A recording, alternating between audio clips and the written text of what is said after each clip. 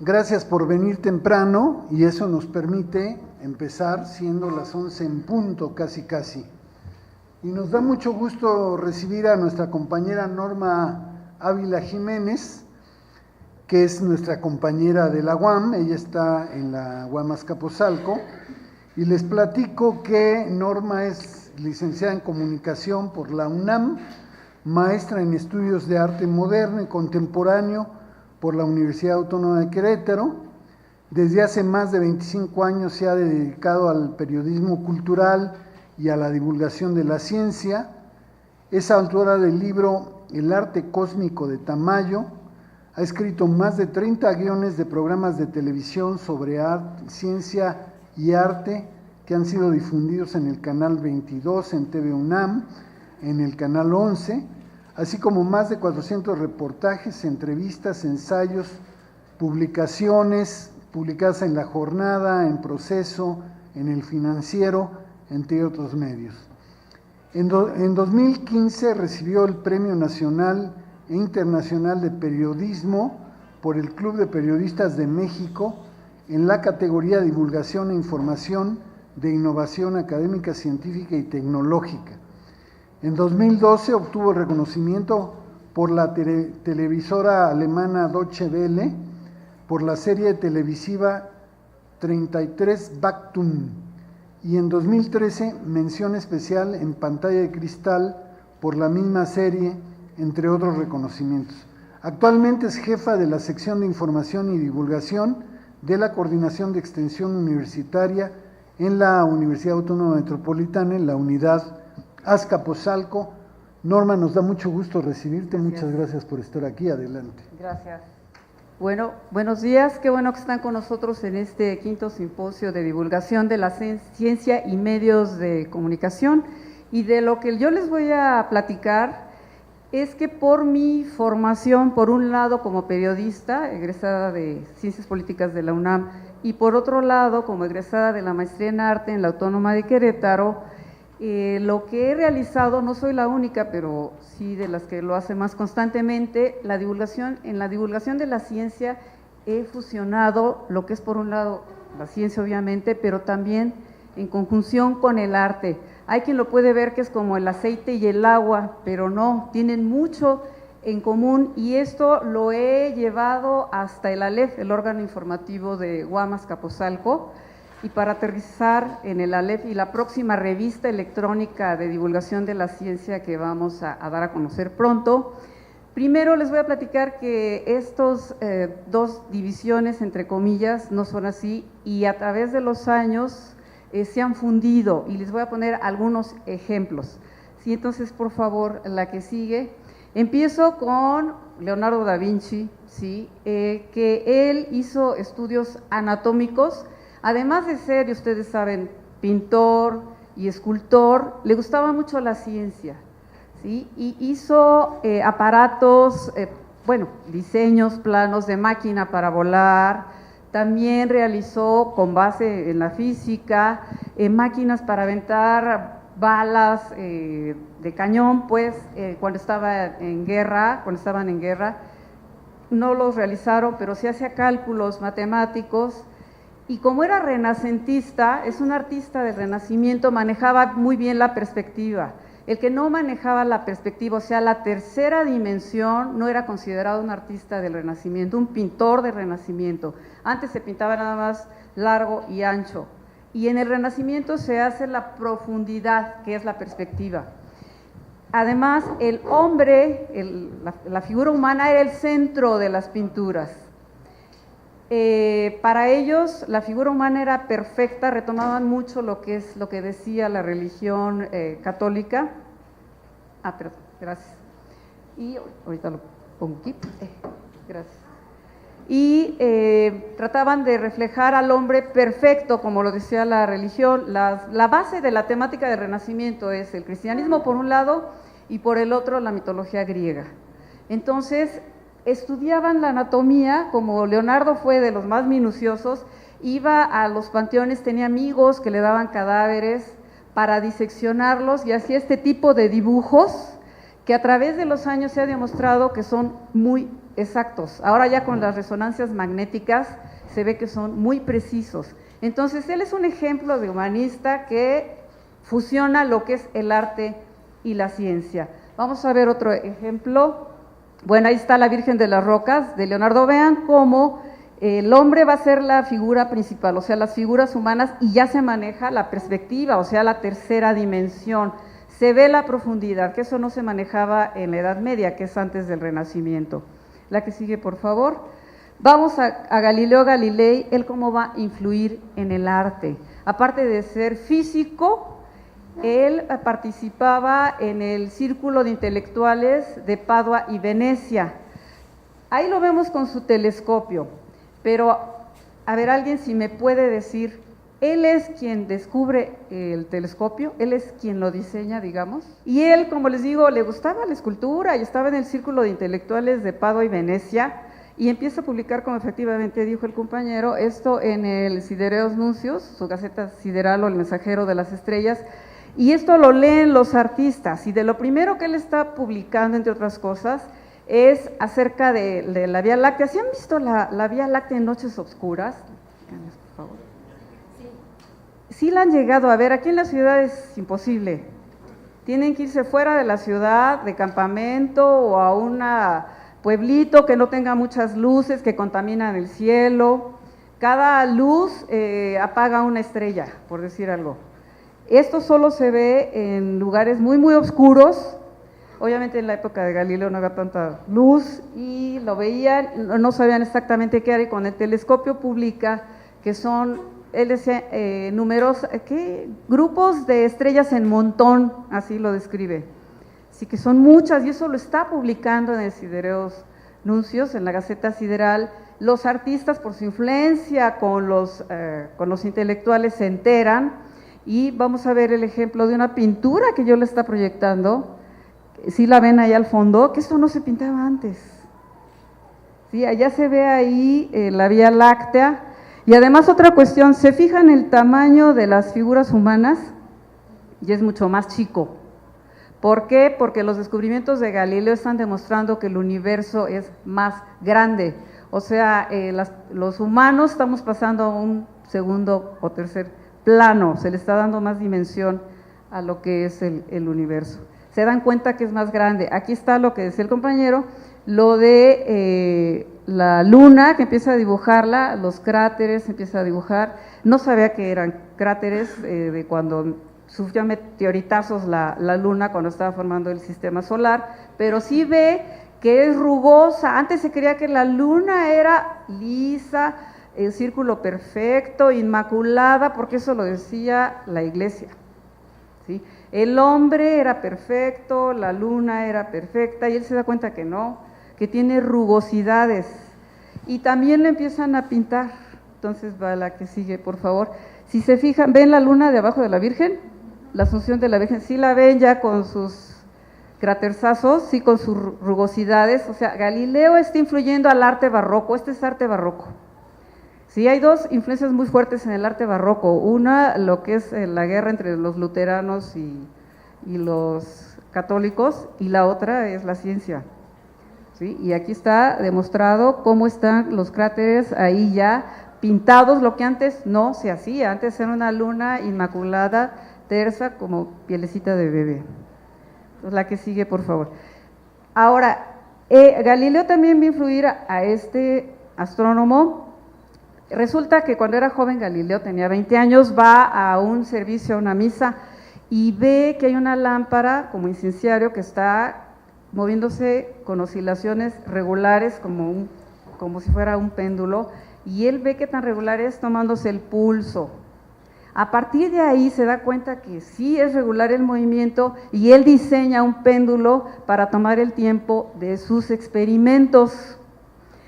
Y con el tiempo, este holandés diseña el reloj de péndulo. Sí, ahí viene otra influencia de Galileo. Bueno, ¿y esto qué tiene que ver con el arte? Pues resulta que el tiempo, el paso del tiempo se convierte en una constante para reflejar en el arte barroco. ¿Y cómo lo reflejaban? Ahorita hay una exposición de Caravaggio, pero no sé si traigan ese tipo de pinturas en el Munal. Caravaggio, suponiendo, le empieza a reflejar con Los bodegones, en el barroco empiezan los famosos bodegones, antes no se pintaban, y demostraban el paso del tiempo, ejemplo, una fruta fresca junto a una podrida, o hojas frescas junto a hojas podridas. Esa es una forma, y otra es como aquí, las famosas, ¿se han visto las pinturas que tienen una calaverita? Es el paso del tiempo, lo están reflejando así los artistas barrocos. En el Renacimiento no hay este tipo de pinturas, en el barroco empiezan y es el reflejo del paso del tiempo, ¿sí? Que también es una, digamos, una influencia de la ciencia en el movimiento barroco. La siguiente, por favor. Y en esta de Jan Vermeer de Delft, que es un pintor holandés, vean ya la figura humana de qué tamaño está. Es cuando empiezan los paisajes. Bueno, aquí me dieron este señalador que no lo he usado. Aquí están chiquitititos, ¿ya los vieron? Y vean el espacio que le dan al cielo, porque lo que está publicando Galileo señala que el universo es mucho más grande de lo que se pensaba. Se está abriendo el horizonte, la percepción está cambiando de lo que es el universo, y aún con que tuvo a la Inquisición atrás de él, siguió publicando, ¿sí? Ok. Ahora, otro mexicano, Rufino Tamayo, ¿sí han oído hablar de Rufino Tamayo, este pintor oaxaqueño? Bueno, ahí se ve guapo, ¿verdad? Bueno, sí era. Bueno, él, poco se sabe de esto, pero estaba interesadísimo en la astronomía. Hasta declara que si hubiera tenido la oportunidad de ser astrónomo lo haría, pero no le dio tiempo. Pero seguía la carrera espacial, bueno, así estaba enterado de todo, leía revistas, libros, tenía sus mapas estelares, tenía su telescopio.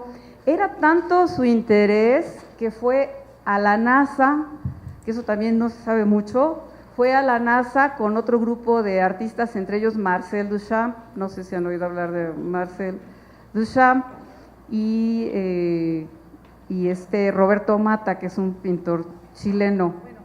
Él junto con, bueno, Tamayo, Duchamp, Roberto Mata, que es un pintor chileno, se van a la NASA, platican con los científicos. Rufino Tamayo se hace amigo de uno de los ingenieros del módulo lunar Águila, que es el que aluniza, ¿sí? Y está viendo los dibujos que hace, los diseños, pues estaba fascinado con las cápsulas de los módulos de los Apolos, decía que eran unas sillitas y que pues, en el viaje iban con unas sillitas, pero estaba fascinado con los trajes, en fin, todo esto le interesaba. Se suscribió antes al National Geographic, antes de su visita a NASA, y como estaban ya las misiones Apolo encima y estaba la carrera espacial entre la antigua Unión Soviética y Estados Unidos, en National Geographic, como querían los gringos ganar, pues publicaban mucho de sus avances tecnológicos, de lo que estaban descubriendo con las misiones Apolo, de la Luna, de lo que las otras lunas de otros planetas en el sistema solar, y toda esta información le estaba llegando a Tamayo.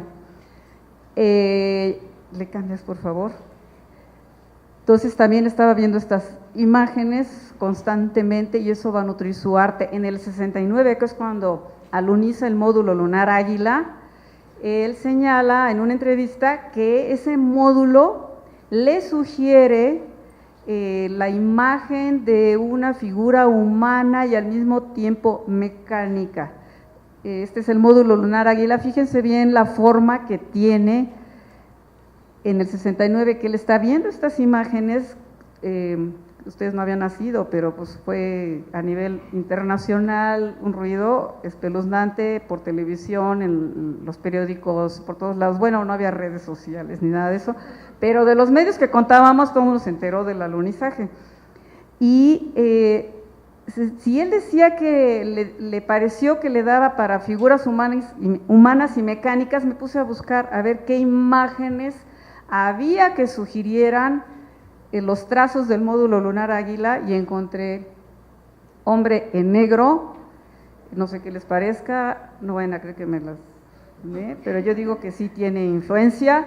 Va la otra, por favor, torso de hombre, no sé cómo la vean también. Si regresamos otra vez al módulo lunar Águila, véalo y vuelvo a pasar las otras dos imágenes, bueno, esta más, ¿no? Hay otra por ahí que se llama Tres Figuras, nada más que es difícil pasarla así porque está de mala calidad la imagen que tengo, pues no se ve bien. Sí, entonces, y las pinta en el 69, ahí está la influencia de la ciencia en el arte. Luego, cuando estalla la carrera espacial en su apogeo de las dos potencias de esa época, vean las pinturas que empieza a hacer mujeres en el espacio, son mujeres que se convierten en naves, en cohetes más bien, si se dan cuenta, porque él decía que le da miedo, en esta época señala que le da miedo que el hombre con el avance de la tecnología se vuelva una máquina, por eso está pintando eso, que no debe de dejar el humanismo, el lado humano, que la ciencia avance, pero en pro del beneficio de la humanidad y no que nos perjudique. ¿Sí? Entonces ahí está pintando eso, aquí está otra, hombres en el espacio, los astronautas, que también lo pinta en esta época.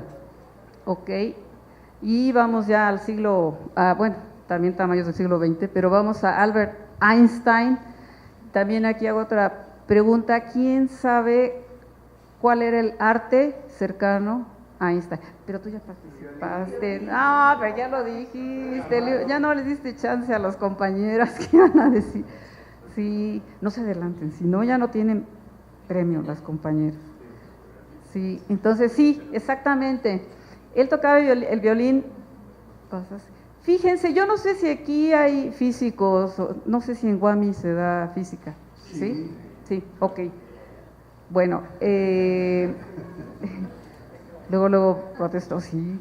Bueno, ustedes los que estudian física, no sé si les pase o tengan ese acercamiento, yo lo he notado muchísimo entre físicos, astrónomos y la música, hay algo sucede, no sé si son las matemáticas, algo sucede, pero suponiendo, estoy muy cerca del Instituto de Astronomía de la UNAM, y ahí hay astrónomos que que participan en coros, pero profesionales, no el taller de los que da actividades culturales, no, profesionales, que están que participan, suponiendo, en conciertos con OFUNAM, o en coros como el Convivio Musicum, que cantaba mucho con la Sinfónica Nacional, o sea, son profesionales, ¿sí? Y son astrónomos o físicos. También hay otros que son intérpretes, tocan algún instrumento. Entonces, hay una relación muy curiosa entre física, astronomía y matemáticas, bueno, con la música se da. Y el violín, que ustedes ya lo comentaron, él lo tocaba y aparte de que tenía su pensamiento que lo llevaba a desarrollar teorías como el de qué pasaría si corriera junto a un rayo de luz, a ver si lo alcanzo, y a partir de ese pensamiento desarrolla la teoría de la relatividad especial, o la de que si me subo a un elevador y pum, se cae al vacío, si voy a flotar en algún momento, sí, que lo lleva a la teoría de la relatividad general. Sí, aparte de esos pensamientos que pues muy peculiares para él, para su época, también la música va a ser un tipo de musa, digamos, para inspirarse a desarrollar esas teorías.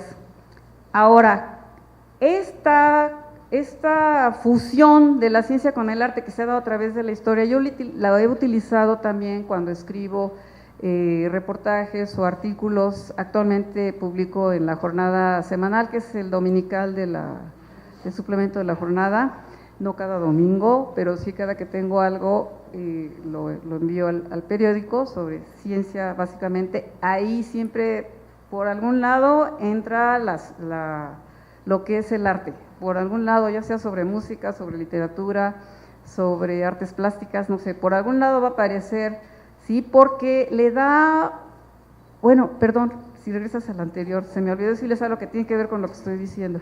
Ahí dice, y las teorías estéticas, le da una estética, su teoría de la relatividad general, varios de sus colegas físicos decían que la teoría les daba placer desarrollar las ecuaciones que salían de esa teoría, ¿sí? L igual a mc al cuadrado, ¿sí? Y era sencilla, era elegante, entonces era estética. Y Einstein decía que si una teoría no era estética, allá al decir, es esta, sí, ya al plasmarla, no estaba bien, tenía algún error. Sí, que tenía que ser sencilla, elegante, para dar un placer estético. Entonces, cuando en la divulgación de la ciencia se conjuga el arte, da ese placer, da como un plus. Cuando llego a la sección de información y divulgación en la UAM Azcapotzalco, el órgano informativo, trato de darle ese toque. Ejemplo, en las portadas, muchas de las portadas van a ser una pintura, muchas de las portadas de la LEF. De hecho, en la LEF nunca va a haber personas en la portada, nunca. Siempre es o una pintura, o naturaleza, o algo del cosmos. Pero nunca van a ver al rector, ni a los funcionarios, ni al que ganó el premio. Están adentro de las notas, ¿sí? Pero en la portada nunca. Siempre va a ser de este tipo. ¿Qué es lo que ha pasado con Aleph? Que ha aumentado el número de lectores y lo dicen, que les agrada, pues, la revista. Aquí, no, perdón, la anterior, sí, la anterior. Esta, fíjense, música para ingenieros y físicos. Mandé a mi querido reportero que está aquí, tuvo que venir, si venía la jefa, a fuerzas tuvo que venir. Entonces, lo mandé a hacerle una entrevista. Esto, bueno, les platico, me llama mucho la atención de la UAM Azcapotzalco, que entiende esta fusión de la ciencia con el arte, porque en las ingenierías, ahí en CBI, en la división de CBI, hay una materia que es optativa, pero es una materia que tiene créditos, ¿sí? Hay una clase de violín y guitarra. O sea, ustedes se pueden meter a esa clase como optativa. El maestro es físico, pero también toca, lo que les digo, se da esta fusión ahí muy extraña, y la UAM le da créditos. O sea, no es el taller o el cursito, es una materia, ¿sí? Y me llamó la atención cuando lo había anunciado, mi reportero Juan Manuel aquí me hizo favor de entrevistarlo, y esa nota sí es una fusión de ciencia y arte. O si está señalando por qué la música y por qué con los físicos. Y la portada, pues es otra pintura de Jan Vermeer, este pintor barroco que a mí me gusta mucho. Sí, entonces fue muy curioso esa materia que se da en UAM Azcapotzalco. Y en el ALEV estoy tratando de hacer esta fusión también. Este es otro ejemplo, cuando fue el congreso el año pasado de Mujeres en la Ciencia en UAM Azcapotzalco, pues la portada se la di a una pintora impresionista. Casi todos conocemos a los impresionistas hombres, ¿no? Pero no a las mujeres. Berthe Morisot, que, bueno, puse ahí Mujeres en la Ciencia, esta mujer que está aquí sentadita en un banco. Sí, la que sigue, por favor. Bueno, en esta, que está dedicada a bueno, dice Madres Estudiantes de la UAM Azcapotzalco. Hay un estudiante de maestría en la UAM que ganó un premio por su tesis que trata del problema desde el punto de vista sociológico de las mujeres que se embarazan a media carrera o a media maestría y andan acarreando al hijo, cuántas sí terminan, cuántas no terminan. En fin, es todo un estudio que hace muy completo, tuvo un premio de UNESCO, si no mal recuerdo, y bueno, la portada se la dimos aquí. En esta otra, pues que trata sobre el tabaquismo, pues una pintura de Edouard Manet, ¿sí? Que es la gitana con cigarrillo. No quiere decir que no incluyamos fotos de los funcionarios a veces o de los ganadores, sí, también las incluimos, sí, tenemos también un fotógrafo estrella, y ahorita se enfermó, por eso está Juan Manuel, que también lo hace muy bien tomando las fotos. Si pasas la otra, por favor. Dentro de la nota también podemos meter esto que es suponiendo pues sobre el mismo tema, ¿no? Es una pintura de Paul Cézanne que pues, está fumando ahí la persona. Sí, ok. Bueno, en esta otra, pues sobre la UAM que apoya la educación abierta, es el astrónomo. Tengo una tendencia a la astronomía, ya se dieron cuenta, ¿verdad? Bueno, entonces, no lo puedo evitar. Y eso que no soy física. Pero bueno, sí llama mucho la atención, es taquillera, digamos, la astronomía. Entonces vean este tipo de fotos, de pintura, que son con lo que ilustramos. Ahora, les hablaba yo de que muy pronto vamos a… No te duermas, si no, no vas a ver lo del rato. Sí, allá atrás. Vamos a tener esta revista de divulgación de la ciencia. en el que yo he invitado a participar a todas las unidades que me envíen información, claro, a los jefes de las secciones de divulgación, sobre las investigaciones que están haciendo en las unidades. Coajimalpa envió material, Rectoría envió material, más Azcapotzalco, ya va a salir el primer numerito, pero no solo va a traer lo que es las investigaciones en sí e ilustrarlo, sigo la misma línea de, aparte de fotos, también ilustrarlo con arte, sino también va a traer notas, artículos que van a hacer esa fusión. Ejemplo, Mozart y la sinestesia. ¿Alguien sabe qué es sinestesia?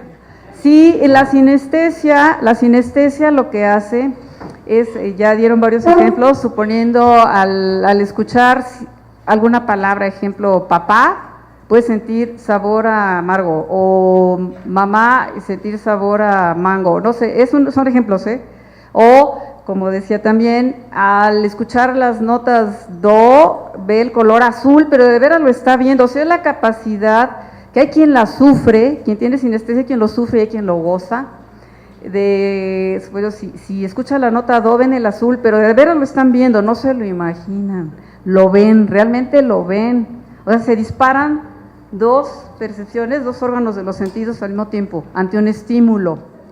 Claro, pero ahí tienen, digamos, tienen algo que los está detonando, un estimulante. En cambio, los sinestésicos no tienen ese estimulante, no necesitan ni peyote, ni marihuana, ni nada de eso, sino… No, es que nada más sólido, sí. el LSD y el peyote, porque son psicodélicos. Las sustancias que están presentes son las que conforman. Sí, exactamente, sí. Sí, Lo bien. que pasa es que una cosa es una modalidad sensorial afectada, por ejemplo, por el peyote o el LSD, es una modalidad sensorial que está afectada. En el caso de la sinestesia, son dos modalidades sensoriales que están conectadas, ¿no? O sea, una modalidad sensorial es ver, otra es probar el sabor, otra es oír, otra es sentir. Y en ese caso, en el caso de la sinestesia, eso es lo que está combinado, ¿no? Entonces son cosas diferentes. Sí, y se creía, suponiendo se va a incluir un artículo, no en este número primero que va a salir, sino en el siguiente, se cree que Mozart posiblemente fuera sinestésico, ¿sí? Porque por una experiencia que tuvo de escuchar la misa no me acuerdo de qué autor, una misa en la Capilla Sixtina, y parece que lo relacionó con los colores que veía en la capilla y se la aprendió de memoria. Entonces, por eso parece ser que es sinestésico. Otro que está declarado que es sinestésico es Olivier Messiaen, es un autor del siglo XX, que era muy curioso porque aparte de compositor, era director de orquesta, entonces les decía, ejemplo, a los violines, más hacia el amarillo, y se quedaban así como, en lugar de decirle más al si bemol, por decir algo, ¿sí? Porque él lo veía amarillo, ¿sí? Y el otro que está comprobado, pero ese es pintor Kandinsky, no sé si han visto pinturas de Kandinsky, es una fiesta del color. Él sí era sinestésico, pero él también lo mismo, pero él lo disfrutaba, él se dio cuenta cuando fue a ver una ópera y lo escribe, que fue fascinante estar viendo colores todo el tiempo de las notas que estaban tocando, imagínense, pero él lo disfrutaba, hay quien lo sufre, y él le sacó jugo a través de su arte. Entonces vamos a tratar este tema que es una fusión de la ciencia con el arte, o sea, qué pasa con el cerebro, y aparte está el arte incluido. Esto lo vamos a incluir en ciencia en la UAM, y en este primer número, puse esta porque estábamos hablando de los compositores y de los instrumentistas, y en el primer número va a venir, ya la que sigue por favor, sobre cómo los artistas impresionistas, como Claude Monet, aparte de estar, quitar ya el contorno para señalar el progreso, la velocidad de la ciudad, estudian lo que es la luz, pero no solo de observación, sino leen lo que se está escribiendo, lo que están escribiendo los físicos y los químicos sobre la luz, ¿sí? Y con eso también nutren su arte. Sí, esto viene en el primer número que pronto vamos a dar a conocer. Entonces ya en Ciencia en la UAM es la divulgación de la ciencia, de las investigaciones que hacen en diferentes campus, unidades, perdón, pero también ya va a incluir no solo en lo que es las fotos, las imágenes, sino también lo que es los artículos, ¿sí? Ahora, vamos a ver, por último, cómo a veces también la fusión con el arte nos da que la gente quiera seguir viendo lo que empieza a ver como un teaser. El teaser es cuando, suponiendo, dicen, cuando empieza un noticiero, ya ven que les dicen como los encabezados principales, ¿sí? Y entonces dicen, hay que verlo. Esto también lo he utilizado como un gancho, digamos, para que sigan viendo la nota, pero a través del arte. Entonces, les voy a pasar una capsulita que hice para Canal 22, en el que empiezo con algo de arte y luego me sigo ya en el tema de la ciencia. Les comento, a mí me invitaron al Observatorio Europeo, bueno, el Observatorio Europeo Austral, o ESO, las siglas en inglés, me invitaron al desierto de Atacama para visitar como reportera, el VLT, el Very Large Telescope, y ALMA, que es su Atacama Large Millimeter Submillimeter Array, que es un arreglo de radiotelescopios. Cuando George Friedrich Händel. Sí, entonces ahorita ya lo vamos a ver para que vean cómo el gancho fue el arte y luego ya sigo. No pude llevar cámara porque, esto fue para Canal 22, porque solo me invitaban a mí y Canal 22 pues tenía sus recursos en otras cosas. Bueno, las imágenes me las pasaron la gente de ESO. Entonces vamos a verlo.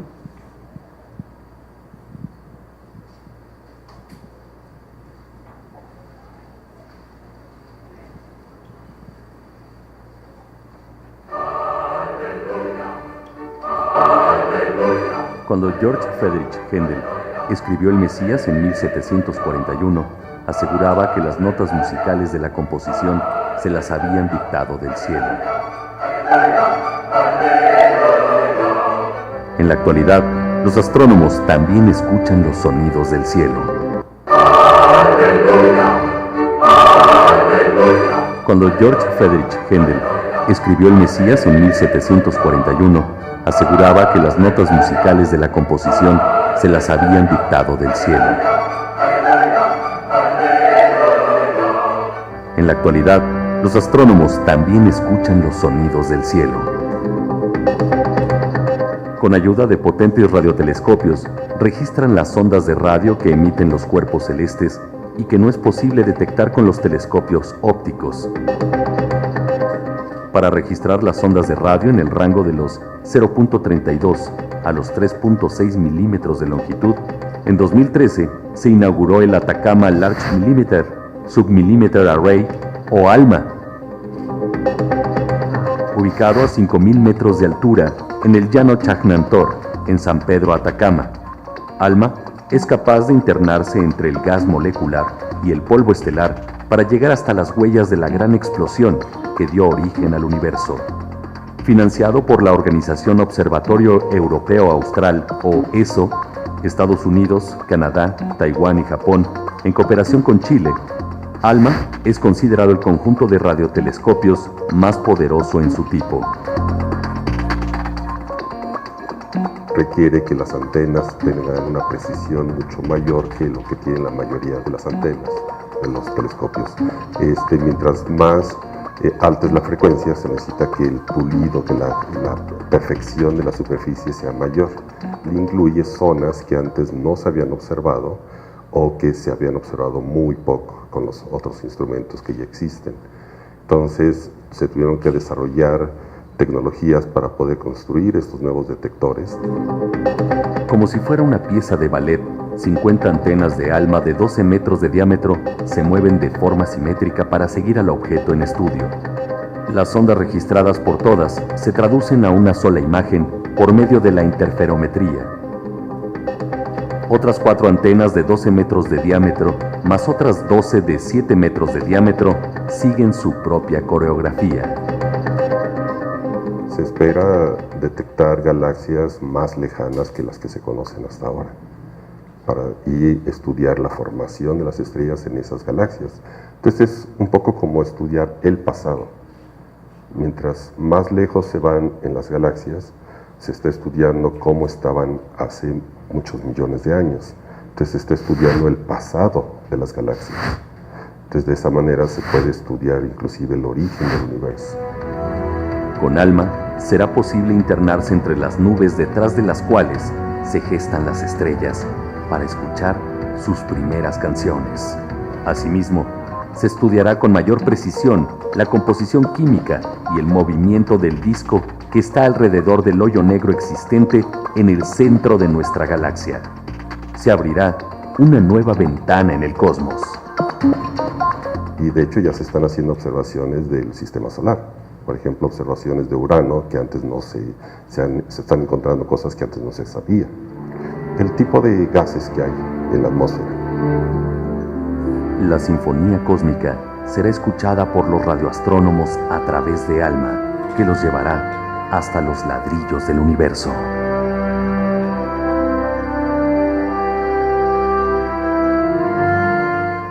No, bueno, sí resulta que no tiene crédito Salvador Curiel, que es el astrónomo entrevistado aquí en México, porque esta copia que tengo es de cuando la acabamos de hacer en postproducción, antes de que saliera al aire. Ya cuando sale al aire, pues hay personas, ya que está el noticiero al aire, hay personas que se dedican a poner el logo del canal de donde está transmitiendo y los créditos. Sí, tienen el guión y ven los créditos y lo escriben, y son los que aparecen ahí rápido y luego los salen, se han visto, ¿no?, en los noticieros. Pero esta pues, es de cuando acabamos de postproducción, pero es Salvador Curiel, el doctor Salvador Curiel. Y bueno, entonces, no soy la única que hace esta fusión de la ciencia y el arte, hay otros divulgadores de la ciencia que lo hacen, como Pepe Gordon en su Oveja Eléctrica, que él es escritor, entonces lee muchísimo por su formación obviamente, y mezcla lo que es la literatura y lo hace perfectamente con la ciencia. Es digamos, una línea para la divulgación de la ciencia que, pues desde mi punto de vista, es muy placentera. Pues no sé si tengan preguntas.